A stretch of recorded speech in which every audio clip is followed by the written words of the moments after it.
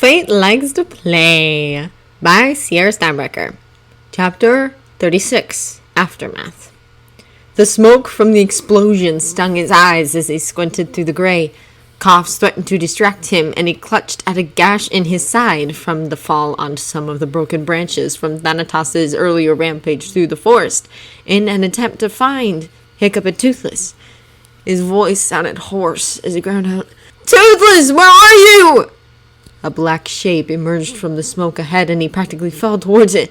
"Toothless, I give up!" But it was just a stump. He turned in the other direction and called out again.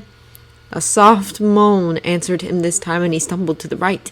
The black-winged form of his bride slowly penetrated the smoke, and he fell to his knees beside her.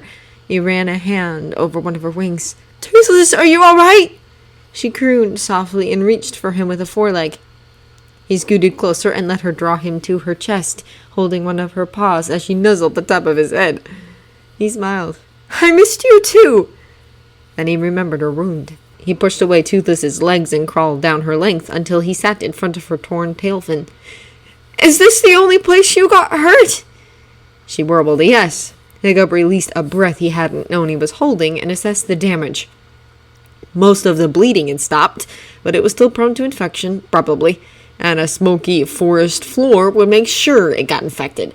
They needed to move. "Toothless, can you walk?" She hauled herself upright in answer, but he could see the pain and the stiffness of her shoulders. They had to get her help, and quickly. They walked slowly to avoid aggravating their wounds to the edge of the lake. Hiccup dragged Toothless's tail into the water. She hissed as the liquid hit the wound, but he just said matter-of-factly, "We need to get this clean. Otherwise it'll hurt a lot more." Still, she didn't stop whimpering as he washed it clean of ash and other debris. When he pulled the tail back onto the beach, he pulled a muscle in his back, and the pain from the wound in his side doubled him over. Toothless wobbled over to him and nudged his wincing face with her snout, looking up with big concerned eyes. He put a hand on top of her head and tried to reassure her. "It's fine. It's not too bad." But she grabbed his jerkin with her teeth and pulled it up over his head. The dried blood on the fabric tore at the wound, and he gasped. She immediately stopped trying to remove the shirt. "No, it's okay," he said, trying to breathe. "I need to get that off to clean the wound." He braced himself. "On 3. 1, 2, 3!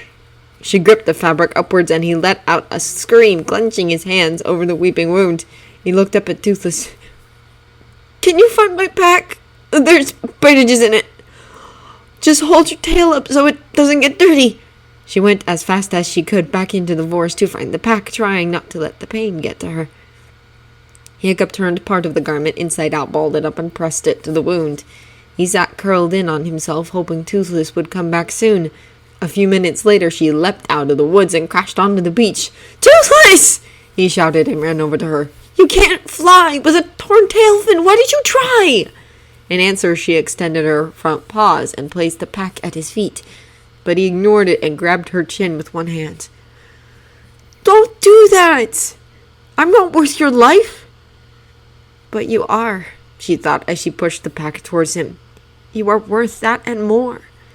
But she still nodded so he'd leave her alone and take care of himself. Thinking he'd gotten through to her, Hiccup dug through the pack and emerged with a roll of white clean cloth and a clean jerkin. He folded the jerkin several times until it was a thick pad. He pressed the pad onto the wound and wrapped the white fabric around his waist, holding the pad tightly in place with the loops. Toothless watched as he bandaged himself. Thank goodness the wound hadn't been as severe as she'd first thought. Then Hiccup dug out a clean blanket and bandage roll. "Your turn!"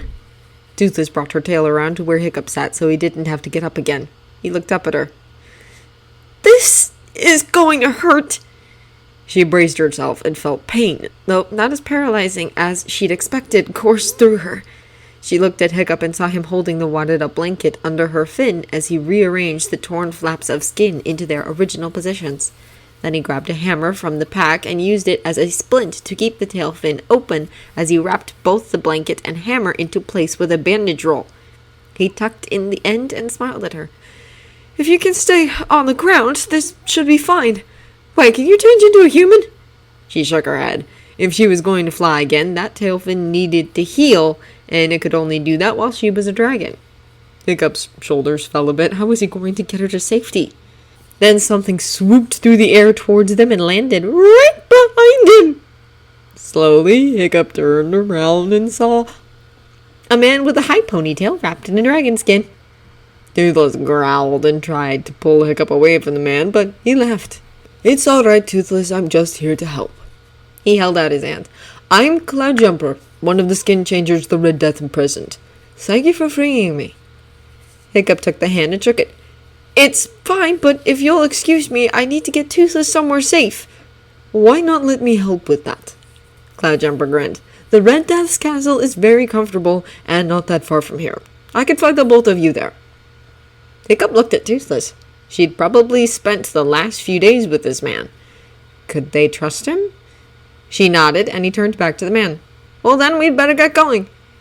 Terrific. The man wrapped himself more completely in the skin, and Hiccup was suddenly looking at a huge dragon with 4 wings and eyes that made him feel very small. He lowered a wingtip to the ground, and Hiccup used it to climb onto the creature's back. Then the dragon leapt into the air and grabbed Toothless around the middle with his claws. A few strong flaps, and the trio were airborne, headed for the castle of their former enemy.